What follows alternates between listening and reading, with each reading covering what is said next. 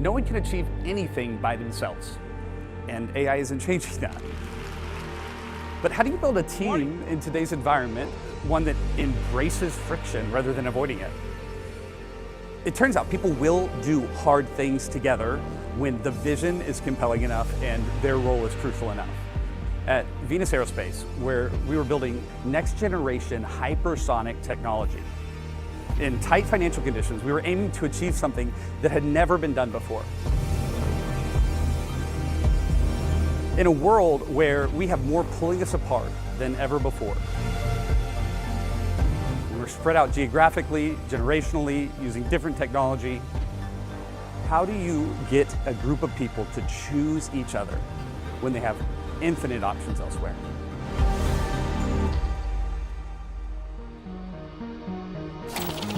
I have 3 kids. My middle son, his name's Reed. He said, "Hey Dad, I figured out what I want to be when I grow up. I want to be a leader."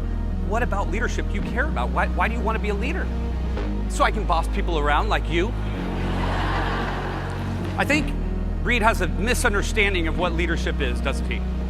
Communication, be a good communicator. You really have to care about people. You already know what it takes to be a good leader here. There's a couple problems with the list. How in the world can anyone possibly do all those things well? Be collaborative, but be decisive.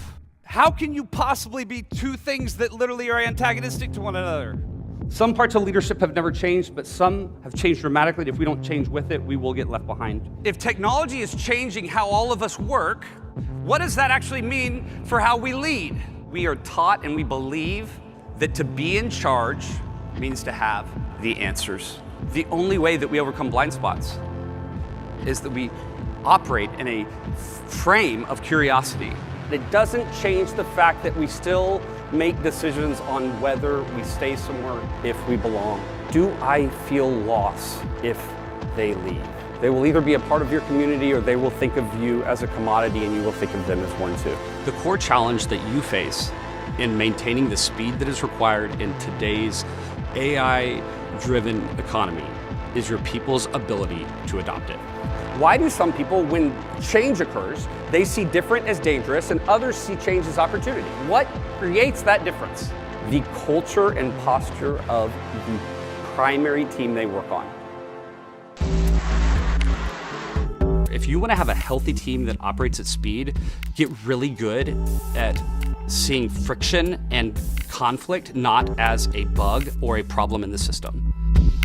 It does require us to think differently about how we develop leaders, how we share information, how we build our strategy, and what we expect of the people who are driving the initiatives that can, in fact, result in incredible, disruptive, desperately needed technology entering into the world at this moment.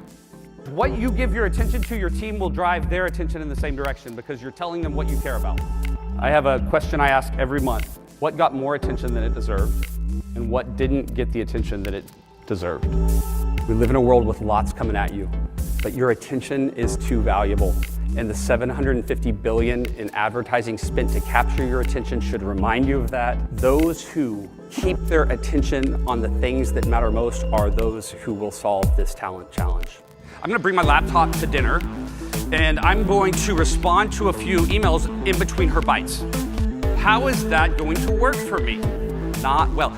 Actually, someone try it. Let me know. I'd love to hear. The reason you know that that's an absurd idea is because it does not matter what you say you commit your time to. The measure of what you value is what you give your attention to.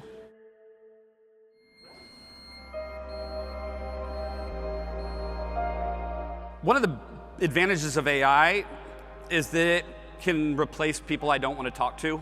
We can have all these optimistic ways of talking about it. It's going to help. No, here's the deal.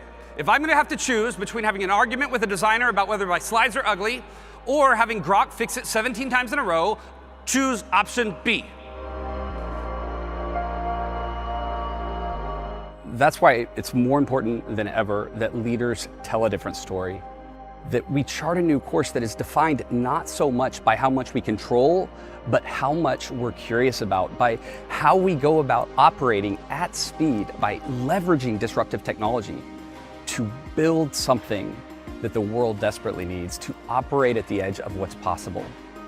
42% of skills are turning over in the same job every 2 to 3 years. Translation, no one at your company is qualified for the same job they're in 3 years from now. Don't buy into an outdated idea of what it means to lead with answers and output and individual achievement. These are the very things that will be antagonistic to companies that survive as the entire world is disrupted. We need you, but we need you to show up and be here and be curious. Thank you.